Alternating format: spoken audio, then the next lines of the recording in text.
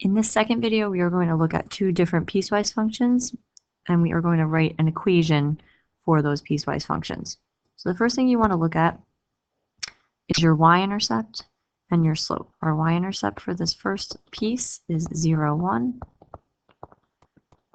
and the slope, we have to go up 1 and over 1 to the right, so it would be 1 over 1. So we're writing the equation. We're going to do f of x is equal to, and in this case we would do x plus 1. You could put the 1 in front, but it means the same thing. And then we'll put a comma, and we're going to put the inequality that lists out the domain for this piece. So our domain is starting here and ending here. If we're looking at that, it's -4 to 1. So we would write -4 less than or equal to x less than or equal to 1. Both of the circles are filled in, so we would use less than or equal to symbols for that. All right, let's take a look at our second piece. The second piece, I'll highlight that one in green. We're going to just go backwards for this to get our y-intercept. So we stopped at 1, -1. Notice our slope for the second piece is -1 over 1 because we were going down. And then if we go backwards and go up 1 and to the left 1, that's going to bring us back to the y-intercept, even though that's not part of the piece. So we notice that our y-intercept is 0, 0. That will be our second equation, -x. You can put plus 0, but you don't really need to put that. So I'm going to leave that off, comma, and then we need our inequality for the domain. So we're starting at 1, and we're ending at 3. But at 1, we have an open circle, so make sure you put less than. Oops.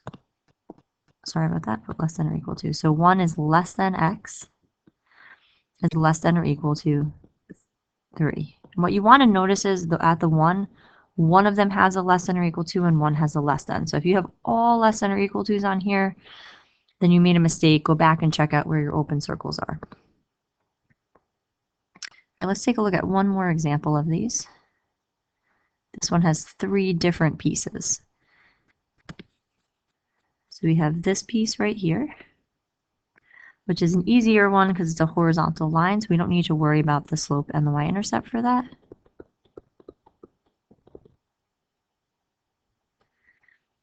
That is at -2.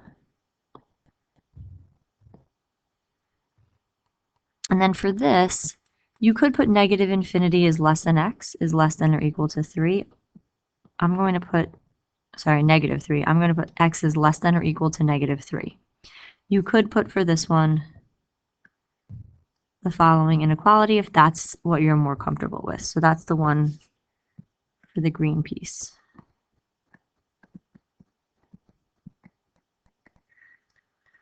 Okay, let's move along to our second piece. We'll put that in red. Notice there are 2 open circles here, so we're going to use less than symbols.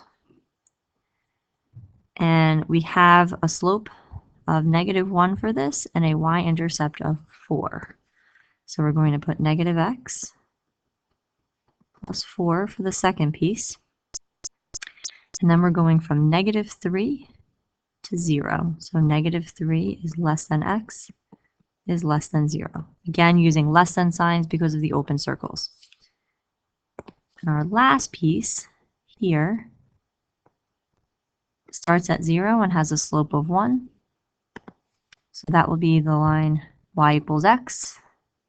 Again, on all of these, you could put the 1s in front if that makes you feel more comfortable for the slope. And then this one is one option. For this graph, you could go 0 is less than or equal to x is less than infinity. I'm going to write it as x is greater than or equal to 0 as your other option. But you have the options for the green and blue piece underneath if you're more comfortable using the infinity.